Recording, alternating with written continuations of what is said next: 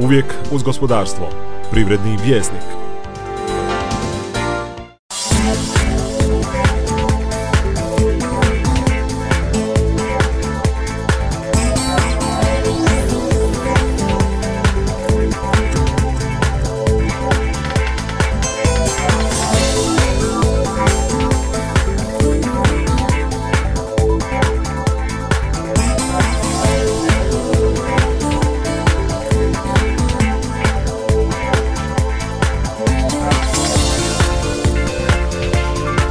Poduzetnici u Hrvatskoj vrlo su svjesni okružja i situacije.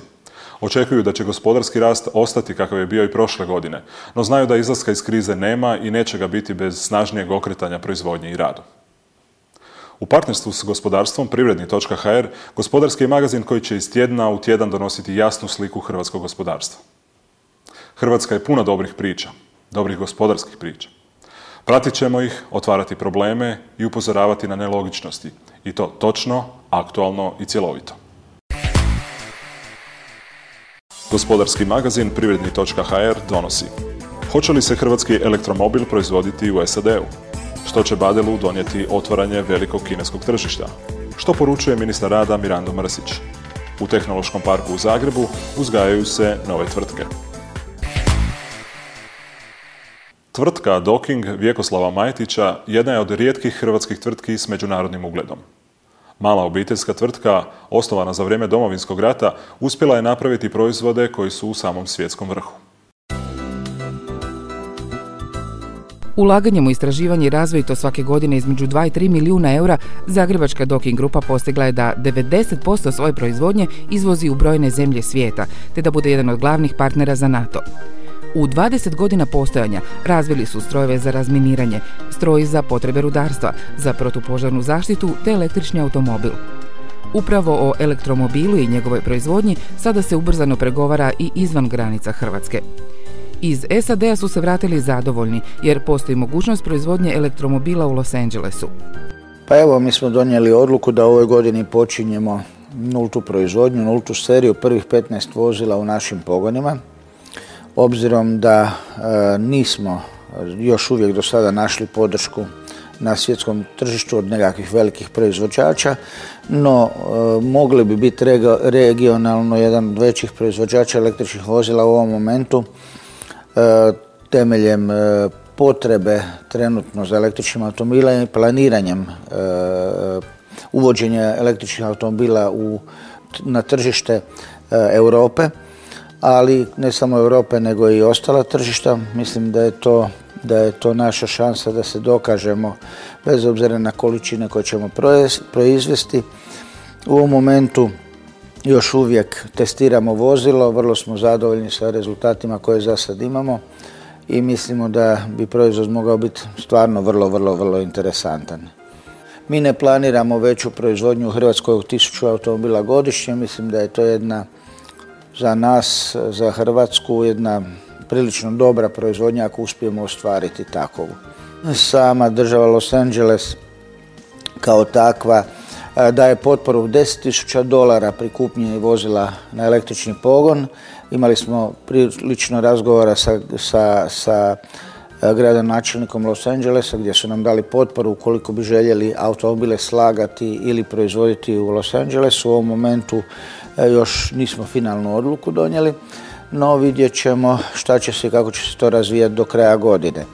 Dio proizvodnje vatrogasnih robotskih vozila na daljinsko upravljanje, koja služe za gašenje požara i zaštitu u posebno teškim uvjetima, uključujući i u nuklearnim postrojenjima, bit će prebačen u Rusiju.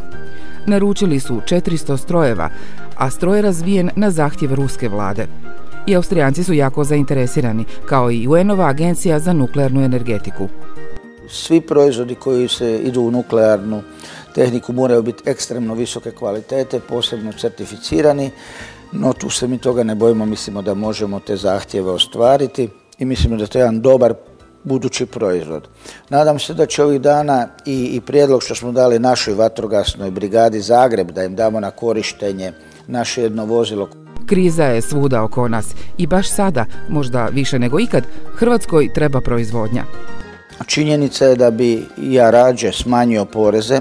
Temeljem smanjenja poreza bi povećao obrt sredstava ili novaca koje ulazi u Hrvatsku, privukao bi time nekakve investitore, ulagače, pa čak i proizvođače, jer uzmite jedan jako evidentni primjer što se dogodio prošle godine ili pretprošle kod nas, onog momenta kad se uveo porez na luksuzna čamce, mi smo zatvorili sve proizvođače malih luksuznih čamaca, glisera i tako dalje, jer oni više nisu mogli proizvoditi. Ja tvrdim da ima mjesta da Hrvatska oživi dio privrede koja se ugasila. Mislim da ima mjesta da se plasiramo na svjetsko tržište, ali moramo biti vrijedniji, aktivniji i trčati okolo i nuditi svoje proizvode, jer svijet je gladan. Možemo pokrenuti proizvodnju hrane, možemo pokrenuti dosta toga, jednostavno trebamo kroz svijet, kroz životić otvorenih očiju i gledati šta kome treba i gdje možemo šta napraviti i plasirati. Poruka je dakle jasna. Posao ne dolazi sam, posao se traži. Lokalno tržište više nije što je nekad bilo. Danas su lokalna tržišta globalna, pa i svjetsko tržište postaje naše.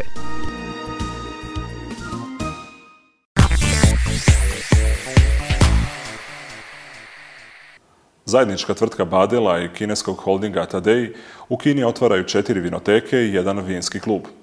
Kakve su mogućnosti izlaska Badela na to veliko kinesko tržište? Tvrtka Badel 1862 sklopila je prošli tjedan u Zagrebu ugovor o osnivanju zajedničke kompanije s kineskim holdingom Tadej za prodaju i marketing vina i žestokih alkoholnih pića na kineskom tržištu. Ugovor je za ovu godinu vrijedan 1,5 milijuna eura, a ako rezultati prodaje budu zadovoljavajući, planira se i znatno proširenje prodajnog programa.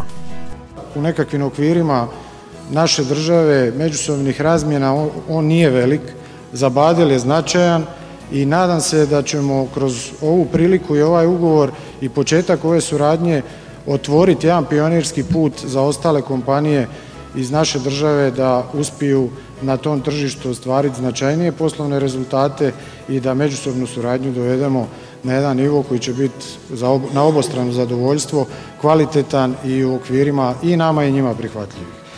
Holding Tadej iz 7 milijunskog grada Hangzhou bavi se nekretninama, naftnom industrijom i investicijama.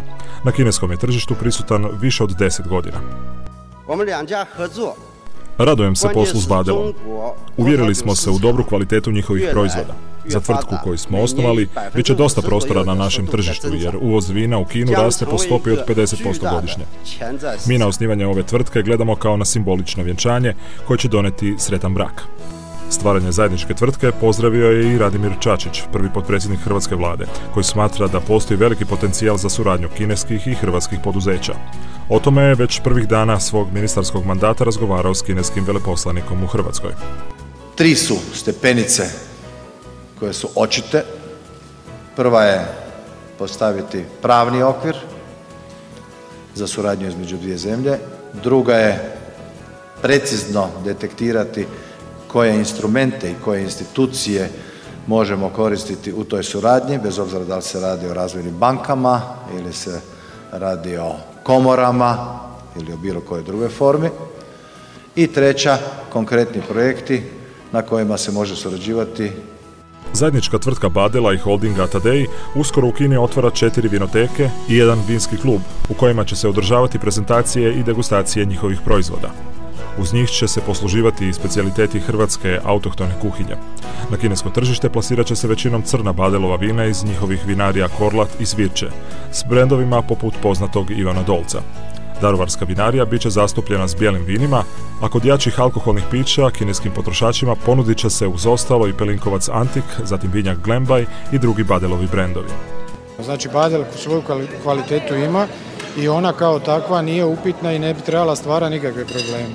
Vezano za količine smo napravili strategiju takvom da možemo povući ostale domaće proizvođače i volumene pokriti iz ostalih izvora od ostalih kolega iz branše. Tako da ja vjerujem da ako Bog da zdravlja i sreće da uspijemo u tom projektu, da će to biti dobro za svih. Potpisivanju ugovora nazočio je i bivši hrvatski predsjednik Stipe Mesić, koji se u svom mandatu snažno zalagao za povećanje gospodarske razmjene dvije zemlje. Ove godine navršava se 20 godina od uspostave diplomatskih odnosa. Čestitajući na utemeljenju zajedničke tvrtke, veleposlanik Kine u Hrvatskoj Shen Jifei istaknuo je da bi ona trebala biti primjer novog rasta ekonomske suradnje. Ako je ovo bilo vjenčanje, onda mladencima želim mnogo djece, zaključio je veleposlanik.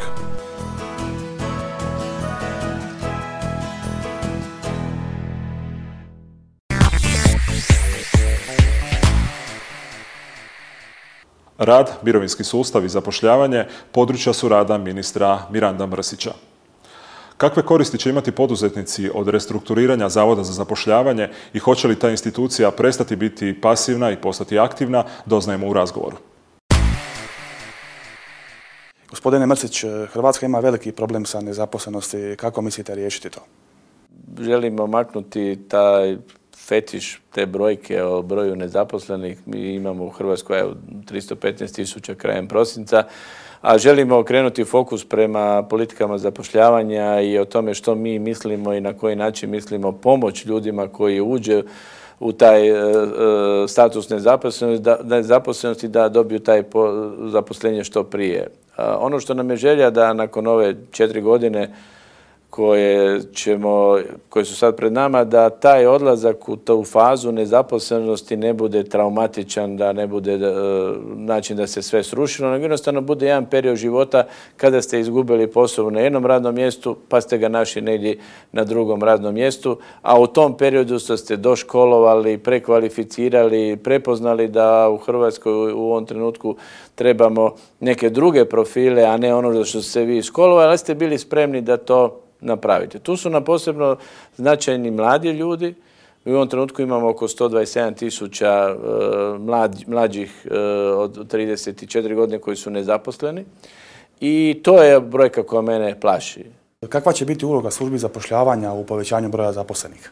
Zavod treba decentralizirati, ne na način da se sad ljudi decentraliziraju, nego da se centralizira odlučivanje o tome koji nam kadrovi trebaju, jer recimo kadar koji je u Dalmaciji, znači nije isti kao kadar u Sloveniji ili kao u Slavoniji ili recimo u Lici ili nekim drugim dijelovima Hrvatske. Prema tome, kad govorimo o upisnim kvotama, o obrazovanju, zanimanjima koji nam trebaju, strukama, onda će one biti lokalizirane. Znači, bit će jačanje lokalnog partnerstva, to znači suradnja lokalnih zavoda za zapošljavanje sa lokalnim znači, poslodavcima koji jesu u županiji, gradu, koji će iskazati svoje potrebe da bi ih zavod na taj način mogao servisirati i pripremiti im kadrove za ili struke i zanimanje za buduće razdoblje. Je li u planu reorganizacija Hrvatskog zavoda za mirovinsko osiguranje i u kojem će smjeru ići? Taj zavod je trebao se restrukturirati već do 2007. Postojala je studija koja je bila usvojena, po kojoj se zavod trebao restrukturirati, ne samo po procesima rada, nego i broju zaposlenika, broju ispostava, načinu rada. Međutim, to je praktički nije učinjeno i praktički se zavod je ostao onakav kakav je. Barata se recimo uštedama ili smanjenju broja zaposlenika, ali onda kad vidite broj zaposlenika zavoda u posljednjih 10 godina, on je ostao manje više isti. Znači da tu se nije napravilo ništa, ali ono što isto bi htio razbiti bauk oko restrukturiranja. Restrukturiranje ne znači gubitak posla, nego znači da ćemo određeni broj ljudi koji možda rade sada na nekim procesima koji nisu potrebni, usmjeriti na ona uska grla. Sjetite se Tvrtkove, sjetite se jadnih naših umirovljenika, tamo je svaki dan je tamo narodni zbor, a mislim da se to može napraviti na drugi način. Što poduzetnici mogu očekivati od reorganiziranog Hrvatskog zavoda za mirovinsko osiguranje? Imaće bržu uslugu, znači imaće jednostavniji način poslovanja, on je već i sada pojednostavljen, ali što se tiče samih poslodavaca, tu je glavna karika je porezno opterećenje na plaće. Znači ako tu dođemo do zajedničkog jezika unutar svih ministarstava, da porezno smanjenje opterećenja na plaću, primjerice od 10%, povećava zaposlenost 5%. Kad povećavate broj zaposlenosti, imate više ljudi koji izdvajaju u mirovinski sustav, pa onda mirovinski sustav postaje manje prenapredan. Znači u tom dijelu su svi, i poslodavci, i sindikati, i zaposleni, i nezaposleni, de facto cijela država. Što je sa promjenama zakonodavstva? Tu prvenstveno mislim na Zakon o radu. Nama je sada cilj da ga uskladimo sa direktivom Europske unije koja ide za jačanje partnerstva radnika u pregovorima sa poslodavcima, da krenemo prema onim europskim radničkim vijećima, a obzirom da je u taj Zakon o radu su sadržana individualna prava i opća prava, jedan od naših prijedloga je koji smo iznijeli sindikatima i mislim da je naišao na plodno tlo je da se on podijeli u dva temeljna radna zakona. Jedan je taj Zakon o radu gdje će biti te opće stvari i drugi je Zakon o socijalnom dijalogu gdje će biti sve smješteno ono što je individualno vezano uz radnika, pregovore i sve ostalo. Na taj način ćemo prvo omogućiti transparentnost, a s druge strane ćemo omogućiti jednostavnije izmjene zakonodavstva. S obzirom da i vi, ali i vaši kolege iz vlade, pa i sam predsjednik vlade, gospodin Zoran Milanović, volite reći da ste vi socijalno osjetljiva vlada, hoće li u tim vašim nekakvim odnosima jednak tretman imati i sindikati, ali i poslodavci? Mi bi željeli da su razgovori između sindikata i poslodavaca budu na razini da oni razgovaraju među sobom, a da vlada i ministarstvo bude samo promatrač i korektiv. Jasno, u onom slučaju kada se i mi pojavljujemo kao poslodavac, onda su to tripartitni razgovori. Dakle, socijalni dijalog, dogovor, puno stvari se može riješiti dogovorom, a tek nakon toga na neki drugi način. Gospodine Mrsić, hvala lijepo na razgovoru.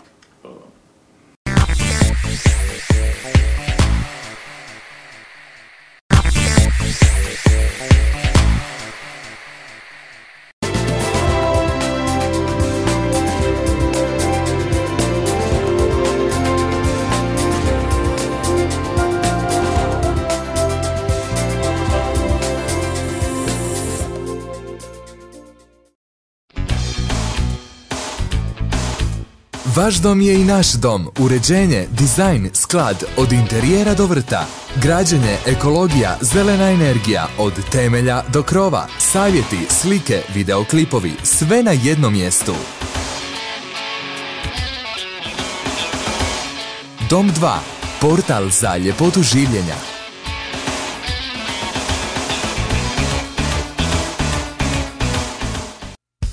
Vijesti, analize, vrhunski kolumnisti, politikaplus.com. Želite li znati što se uistinu događa u hrvatskoj politici, gospodarstvu, kulturi, sportu i društvenom životu? Politika Plus je portal za vas.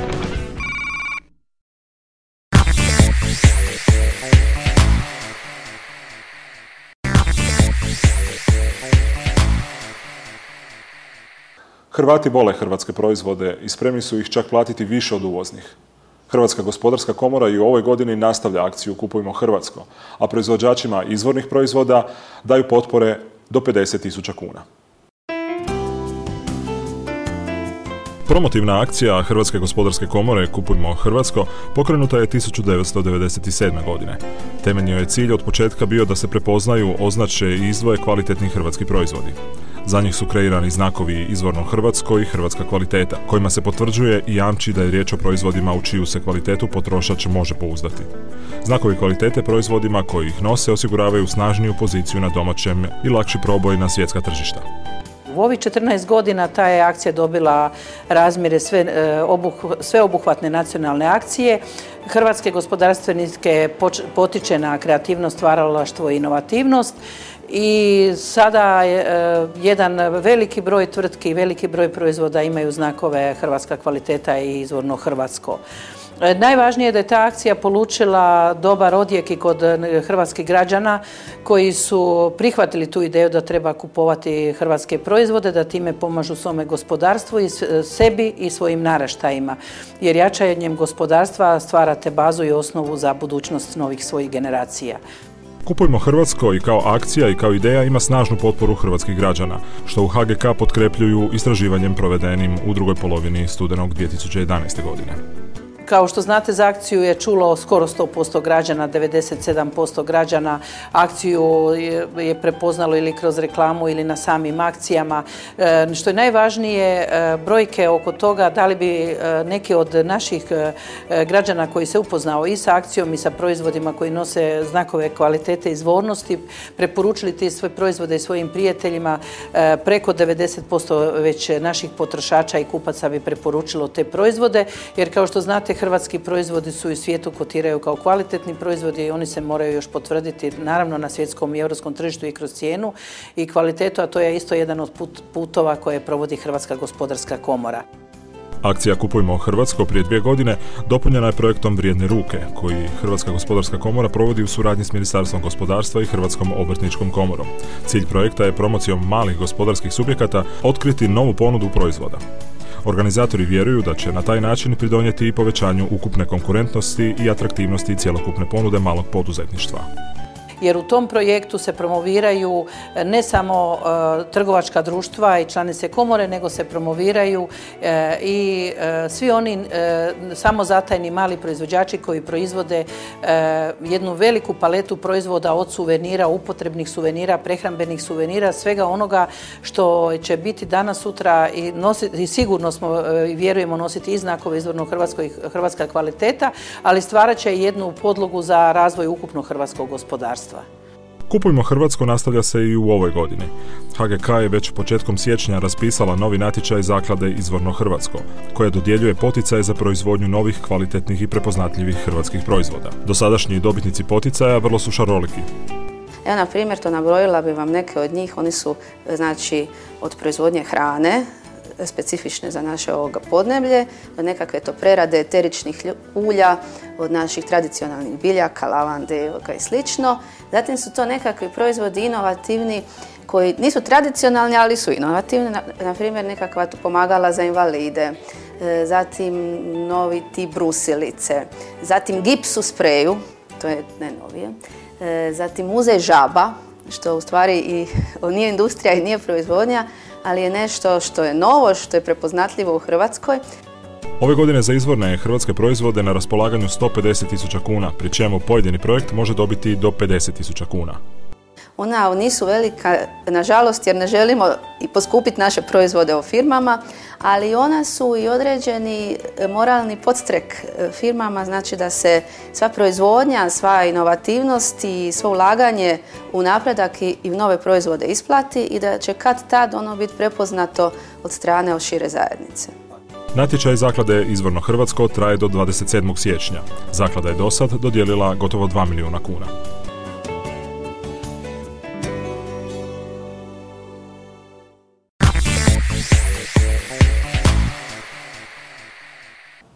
U Zagrebu postoji jedan poseban park. U njemu ne raste zelenilo, trava i drveće, nego u njemu nastaju nove tvrtke. Najbolje među njima izlaze na svjetsko tržište. Tu počinju dobre priče.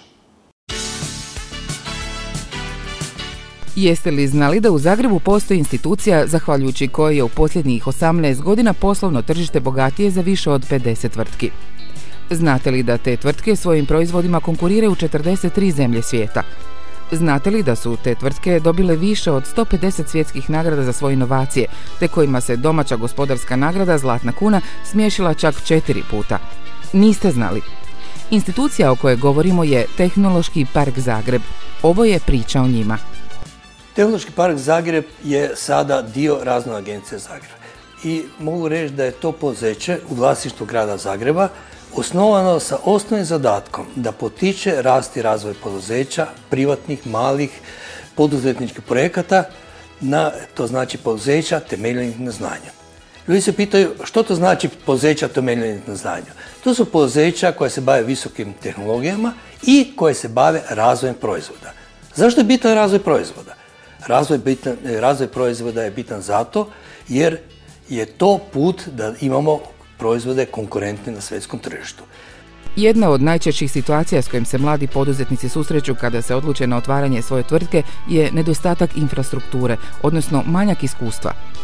Tehnološki park ima ulogu da prima te mlade ljude koji imaju te svoje poduzetničke ideje, da im pomaže u njihovom rastu i razvoju i da u jednom trenutku oni mogu, uz našu pomoć sve ostalo, nastupati na svjetskom tržištu, a kada narastu da izađu iz tehnološkog parka.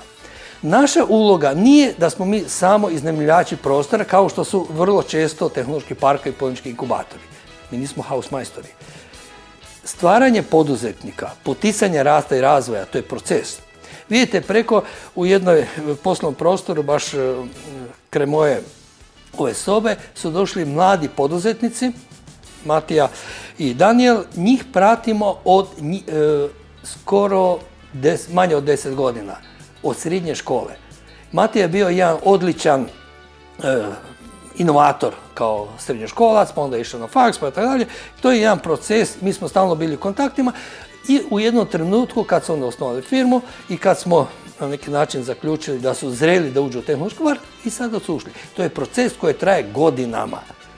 Matija i Daniel su prepoznali vrijednosti tehnološkog parka.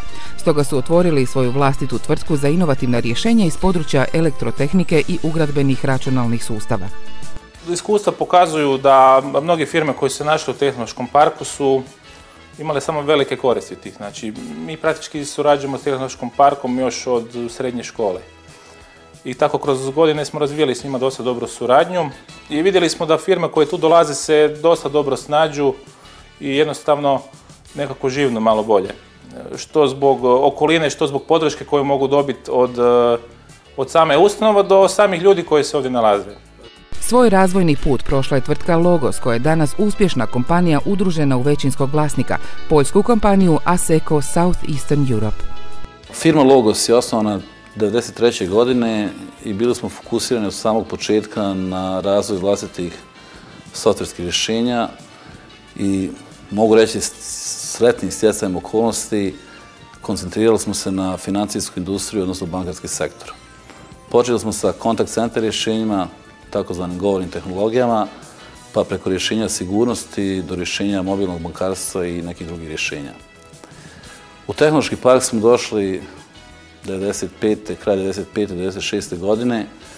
Zadržali smo se 4 godine, napustili smo ga 2000. godine. Tehnološki park nam je pomogao prije svega infrastrukturom koji nam je osigurao povoljnim, cijenama poslovnog prostora i moram priznati da biti na okupu sa drugim tehnološkim tvrtkama koje su u to doba bile isto mlade kao i mi je bilo vrlo stimulirajuće, motivirajuće i dosta se sinergije tu stvorilo. Nakon što je prošla svoj prirodni razvojni put, tvrtka Logos je 2000. godine napustila tehnološki park, ostavivši mjesta za nove perspektivne tvrtke i njihov razvoj. Logos je nastavio uspješno poslovati. 2008. godine je poljska tvrtka Asseco napravila akviziciju većinskog udjela u tvrtki Logos i s tim smo dobili kao Logos pristup daleko većem tržištu sa daleko boljim zaleđem, da nazovemo tako, poslovnim što smo ga imali, a 2009. godine je tvrtka Asseco kupila tvrtku BDS i danas smo jedna tvrtka Asseco Southeastern Europe. Imamo oko 170 zaposlenih i naše je mišljenje da smo definitivno vodeća tvrtka na polju rješenja za financijsku industriju, odnosno banke. Imate li ideju i viziju? Dođite u Tehnološki park. Mi ćemo vam pomoći u vašem razvoju. Poruka je to Tehnološkog parka mladim poduzetnicima koji, poučeni iskustvom sada starijih i iskusnijih kolega, danas više manje uspješnih tvrtki, slijede svoj vlastiti razvojni put. Put koji je kroz učenje doveo do ostvarivanja vlastitih poslovnih ciljeva. Stoga i ne čudi da vas iz Tehnološkog parka Zagreb ispraćaju s riječima: naša su vrata svima otvorena, svima s dobrom idejom i voljom za uspjeh.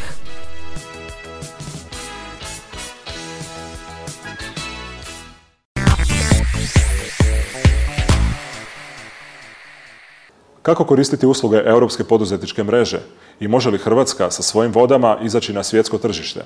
O tome govorimo u idućem magazinu privredni.hr.